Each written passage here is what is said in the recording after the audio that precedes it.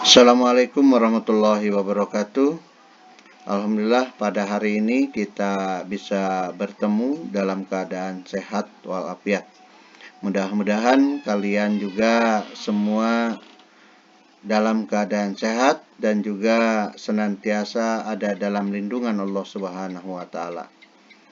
Baiklah anak-anakku yang Bapak banggakan, materi kali ini kita akan mencoba yaitu membahas tentang menulis surat lamaran pekerjaan, di mana surat lamaran pekerjaan ini ada di bab yang pertama. Kalian bisa melihat buku teks ataupun buku yang lainnya. Anak-anakku yang Bapak cintai, adapun tujuan pembelajaran kali ini yaitu yang pertama mengenai pengertian dan jenis surat lamaran pekerjaan, yang kedua isi dan sistematika surat lamaran pekerjaan, yang ketiga simpulan, sistematika, dan unsur isi surat lamaran pekerjaan, yang keempat unsur kebahasaan dalam surat lamaran pekerjaan, dan yang kelima yaitu kalian harus mampu menyusun surat lamaran pekerjaan.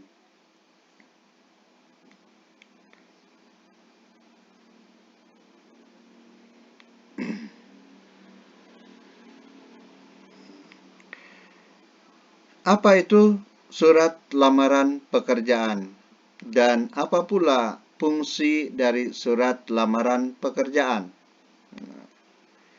Tentu kalian sudah pada tahu sebenarnya apa yang dimaksud dengan surat lamaran pekerjaan. Surat lamaran pekerjaan merupakan jenis surat pribadi resmi permohonan pekerjaan kepada kantor, perusahaan, atau instansi tertentu.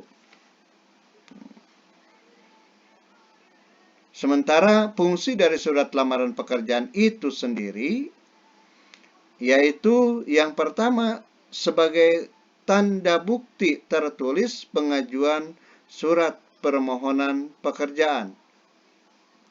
Yang kedua yaitu sebagai media atau alat komunikasi.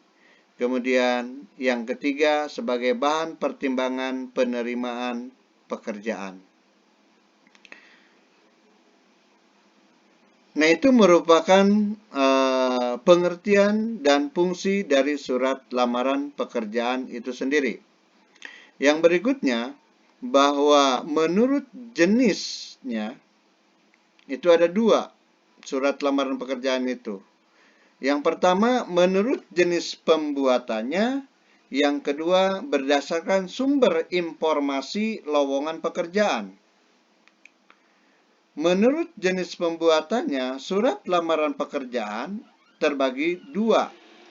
Yang pertama yaitu surat lamaran pekerjaan yang digabungkan dengan riwayat hidup atau yang disebut dengan kurikulum vitae.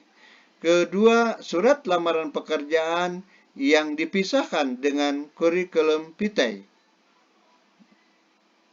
Kedua, yaitu berdasarkan sumber informasi lowongan pekerjaan.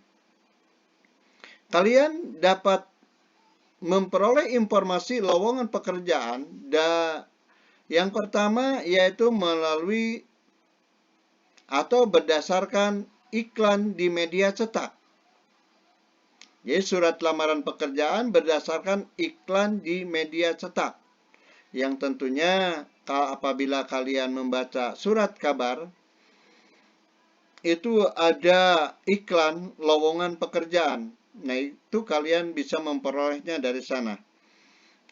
Kalian bisa melamar suatu pekerjaan dari iklan tersebut. Yang kedua, surat lamaran pekerjaan berdasarkan informasi dari media audio atau dari radio. Selain dari media cetak, bisa juga dari radio. Yang kedua, yaitu dari radio ataupun televisi. Kemudian yang ketiga, dapat diperoleh surat lamaran pekerjaan itu berdasarkan informasi dari orang lain.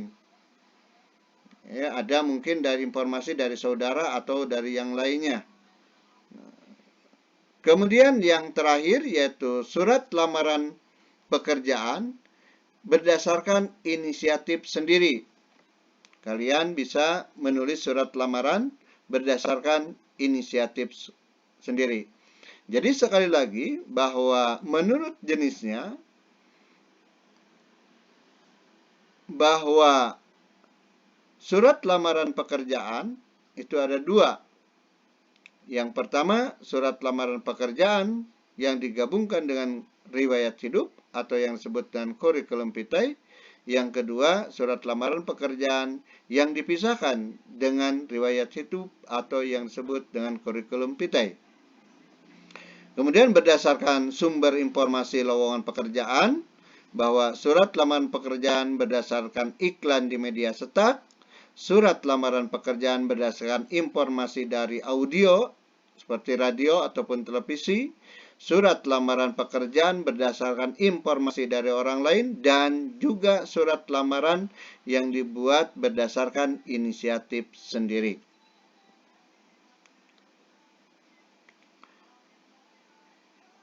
Berikutnya, kalian harus paham juga isi dan sistematika surat lamaran pekerjaan itu sendiri.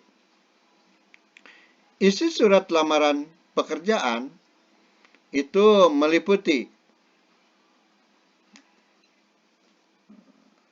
isi surat lamaran pekerjaan, ya, perhatikan, yaitu informasi yang tertulis dalam surat lamaran pekerjaan, bahwa surat lamaran pekerjaan ini biasanya berisi permohonan seorang pelamar pekerjaan agar diterima bekerja di tempat yang dilamar. Ya, sekali lagi bahwa surat lamaran pekerjaan ini berisi permohonan seorang pelamar pekerjaan agar diterima bekerja di tempat yang dilamar. Kemudian, sistematika dalam surat lamaran pekerjaan kalian harus perhatikan ketika mau menulis surat lamaran pekerjaan. Yang pertama, tempat dan tanggal pembuatan suratnya. Yang kedua, lampiran surat. Yang ketiga, nama dan alamat surat. Yang keempat, salam pembuka. Yang kelima, pembuka surat. Yang keenam, isi surat. Yang ketujuh, penutup surat. Dan yang kedelapan, yaitu salam penutup, tanda tangan, dan nama jelas.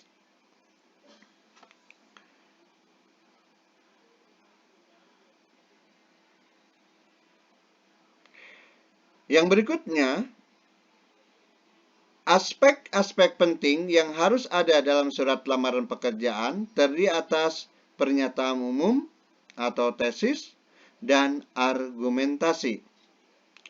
Kemudian, pernyataan umum atau tesis berfungsi sebagai informasi awal terkait dengan pekerjaan yang akan dilamar. Sementara itu, argumentasi berfungsi menguatkan pernyataan umum atau yang disebut dengan tesis itu sendiri. Nah, mungkin untuk pertemuan kali ini kita hanya bisa membahas 3 tujuan pembelajaran saja. Mungkin minggu depan atau besok kita bisa melanjutkan dari pembahasan masalah surat lamaran pekerjaan. Itu saja dari Bapak, dilanjutkan dengan tugas agar kalian membaca atau mencari surat lamaran pekerjaan untuk dianalisis dan kita bahas di minggu depan. Itu saja. Billahi taufiq wal hidayah. Assalamualaikum warahmatullahi wabarakatuh.